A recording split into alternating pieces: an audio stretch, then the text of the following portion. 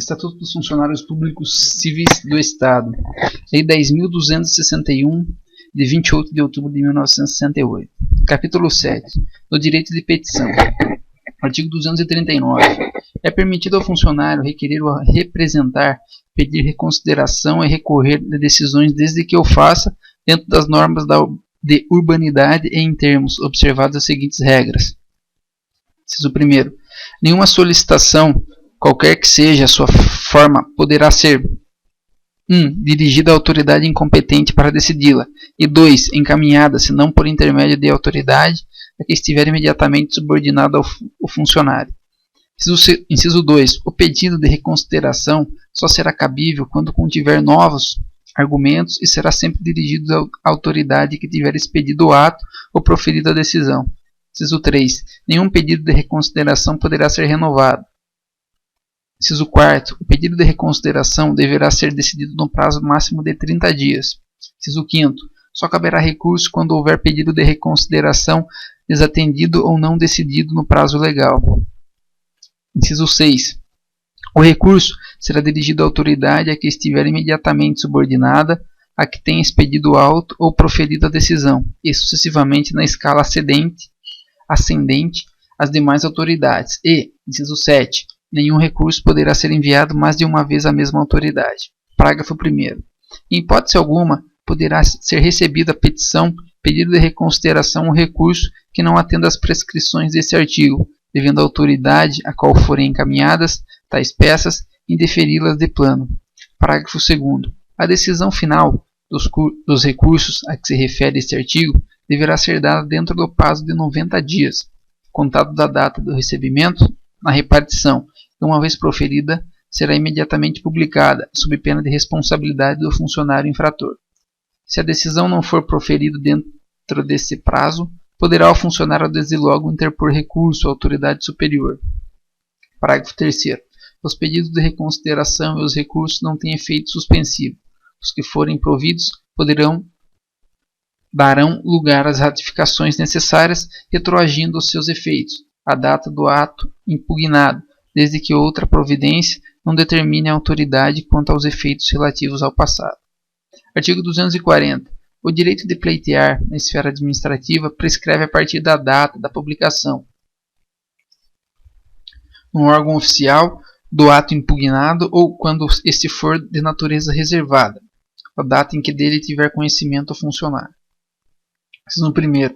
Em 5 anos, quanto aos atos de que decorram a demissão, a aposentadoria ou disponibilidade do funcionário e em 120 dias nos demais casos.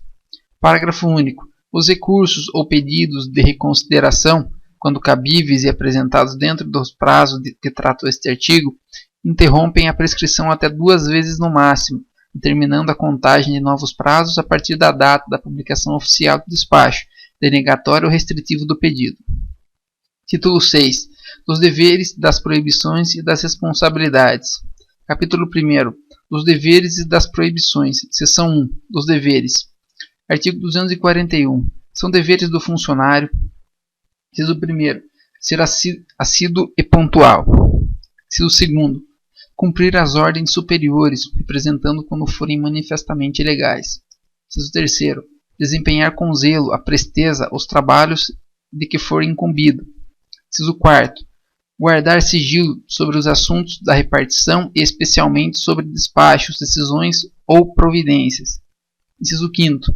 Representar aos superiores sobre todas as irregularidades de que tiver conhecimento no exercício de suas funções. Inciso 6. Tratar com urbanidade os companheiros de serviço e as partes. Inciso 7. Residir no local onde exerce o cargo ou onde autorizado. Inciso 8º. Providenciar para que esteja sempre em ordem no assentamento individual a sua declaração de família. Inciso 9º.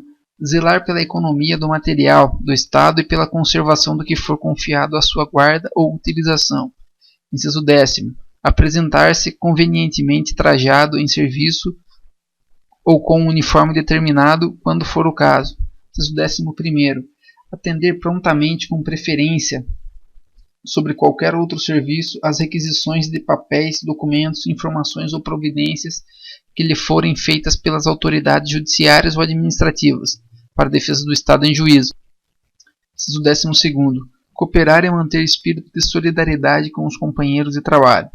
13º. Estar em dia com as leis, regulamentos, regimentos, instruções e ordens de serviço que digam respeito às suas funções e 14º. Proceder na vida pública e privada na forma que dignifique a função pública. Seção 2. Das proibições. Artigo 242.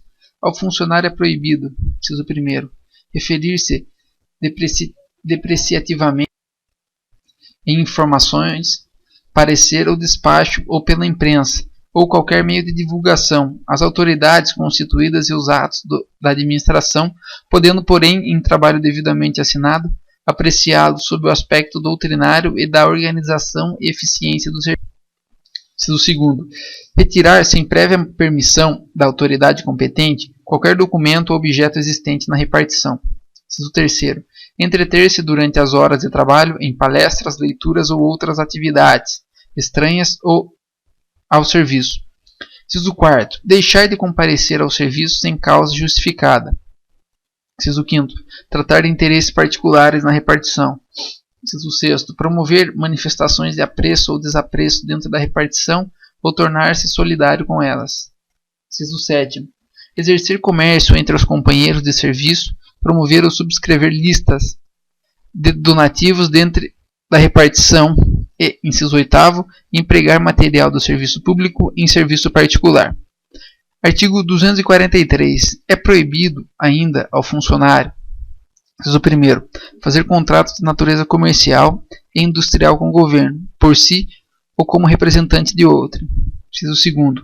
Participar da gerência ou administração de empresas bancárias ou industriais, ou de sociedades comerciais que mantenham relações comerciais ou administrativas com o governo do Estado, sejam por este subvencionadas ou estejam diretamente relacionadas com a finalidade da repartição, ou serviço em que esteja lotado. Inciso 3º. Requerer ou promover a concessão de privilégios, garantias de juros ou outros favores semelhantes, federais, estaduais ou municipais, exceto privilégio de invenção própria. Inciso 4º. Exercer, mesmo fora das horas de trabalho, emprego ou função em empresas, estabelecimentos ou instituições que tenham relações com o governo em matéria que se relacione com a finalidade da repartição ou serviço em que esteja lotado. Inciso 5º. Aceitar representação de Estado estrangeiro sem autorização do Presidente da República. Inciso 6º.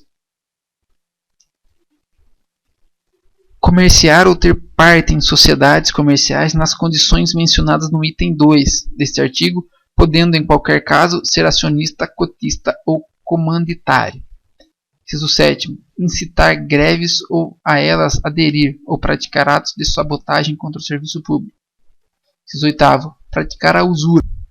Inciso 9º. Constituir-se procurador de partes ou servir de intermediário perante qualquer repartição pública, exceto quando se tratar de interesse de cônjuge ou parente até segundo grau. Inciso 10º. Receber estipêndios de firmas fornecedoras ou entidades fiscalizadas no país ou no estrangeiro, mesmo quando estiver em missão referente à compra de material ou fiscalização de qualquer natureza. Inciso 9º.